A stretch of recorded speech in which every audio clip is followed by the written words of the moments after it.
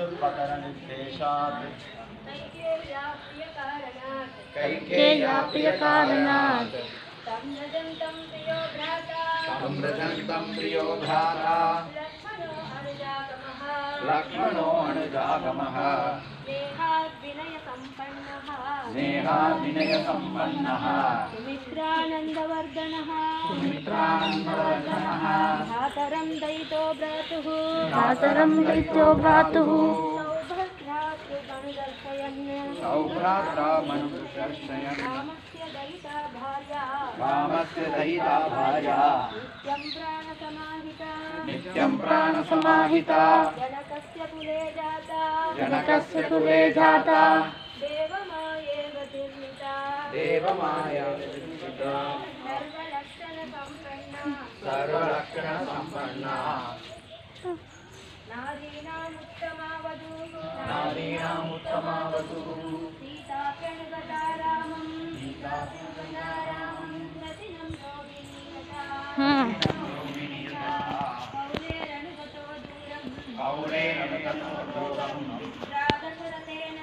चित्रादशरथेन च शृङ्गवेरकुले सूतं गङ्गाकुले विसर्जयत् गृहमाचार्यधर्मात्मा निषादाधिपतिं प्रियं गुहेन सहितो रामो लक्ष्मणेन सीतया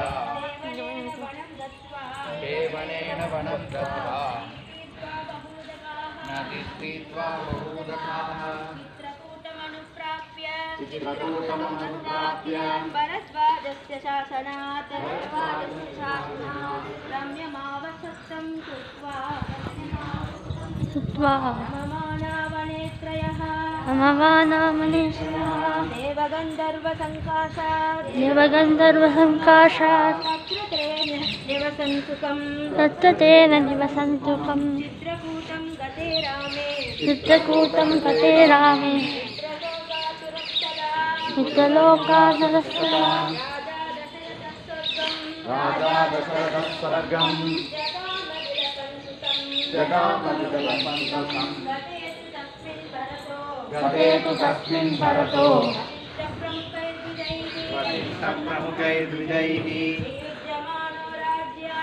नियुज्यमानो राज्याय नैतद्राज्यं महाबलः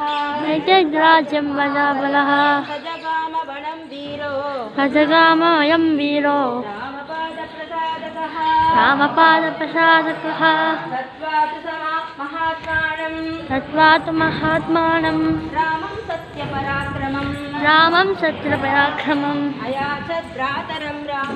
अयाचत् भ्रातरं रामम् आर्यभावपुरस्कृतः आर्यभारपुरस्कृतः